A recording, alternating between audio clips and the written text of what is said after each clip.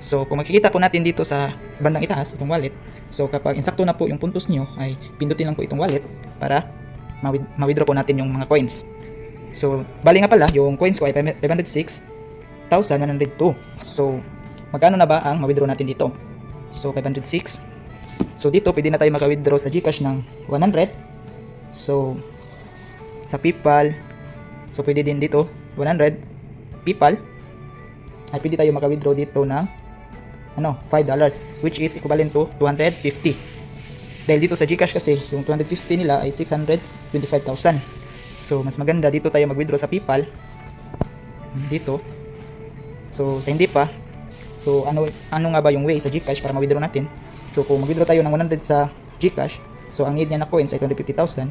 I-input lang po natin yung name natin at saka yung GCash number. Ganon din sa Maya. So dito account number, account name, tapos account number. Tapos kung i-input na ninyo, so i-redeem lang ninyo. So dito naman sa PayPal, so dito tayo mag-withdraw sa $5. So ang ilagay lang po natin dito yung PayPal email address. So dahil dito tayo mag-withdraw, so ilagay po natin yung PayPal. So once na input na po natin, lang. So once na input na po natin, pindutin po natin itong redeem. So sabi dito, you are requesting to redeem $5 PayPal, so sa aking Gmail account. So pindutin po natin itong yes para ma-continue. So ayan, success, you should receive your payment within 3 business days. So okay. So 3 business days po. So kaya hintayin lang po natin kung ma-receive po ba yun. So para malaman natin kung success ba, dito natin pindutin sa view redemption. Ayan, reviewing na po siya. So hintayin lang po natin kung ma-success ba ito within 3 business days, excluding Saturdays, Sundays, and Mondays. So po tayo mag-withdraw ng Saturdays, Sundays, and Holiday. Kaya sa Monday po ako nag-withdraw dahil Monday po ngayon. Para mabilis po ma-receive natin yung request natin. So update ko lang po kayo.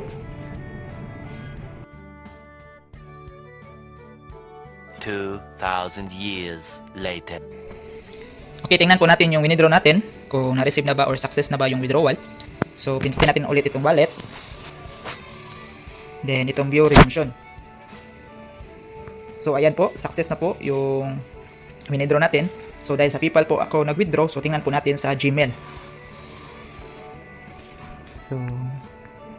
So ayan, may na-receive ako galing sa PayPal.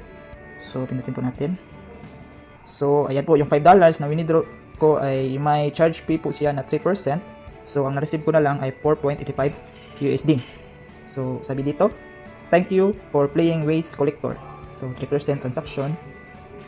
So legit po talaga ito na application. So kung gusto niyo ito i-download, puntahan lang sa comment section or description, doon ko po ilagay ang link.